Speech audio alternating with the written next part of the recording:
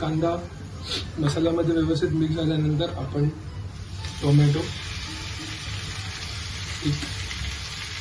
कोलंबीला आंबूल चव येण्यासाठी तुम्ही टोमॅटोचा व्यवस्थित वापर करू शकता.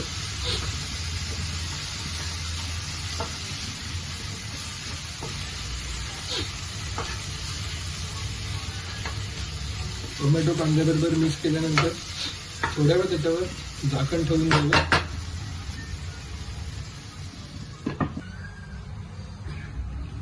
टोमॅटो कांद्यामध्ये समप्रमाणात दोन्ही शिजल्यानंतर आपण ह्याच्यामध्ये मॅरिनेट केलेली कोलंबी आहे ती टाकूया.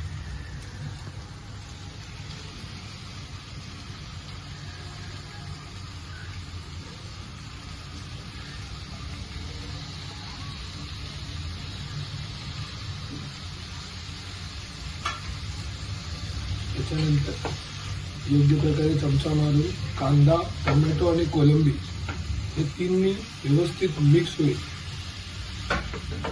ती थोडी काळजी घेऊया.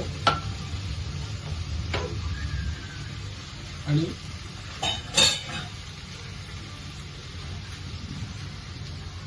ज्या डिशमध्ये आपण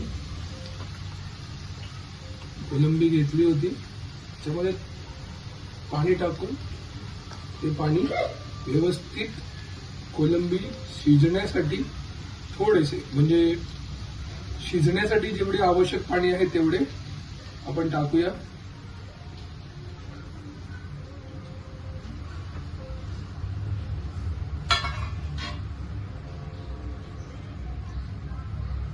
आणि 10 ते 15 मिनिटे फक्त शिजण्यासाठी ठेवून देऊया. आपण केलेली कोलंबी ती थिक ग्रेव्ही, जेणेकरून आपण जी हॉटेलमध्ये खातो कोलंबी ती पूर्णच्या पूर्ण तेलामध्ये फ्राय केलेली असते, पण ही कोलंबी आपण पाण्याच्या वाफेवर शिजवली आहे. कांदा, टोमॅटो, मिरची, आलं लसूणची पेस्ट, आपले घरगुती मसाले, हळद ह्या सर्व गोष्टींनी बनवून योग्य ती चव आणली आहे, जी आपण भातावर सुद्धा घेऊ शकतो, चपाती बरोबर, भाकरी बरोबर, कशाबरोबरही खाऊ शकतो. तुम्ही बघू शकता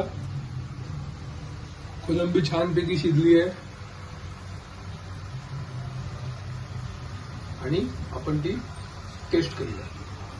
सो ही रेसिपी आहे आपली कोलंबी बनवायची विथ थिक ग्रेव्ही.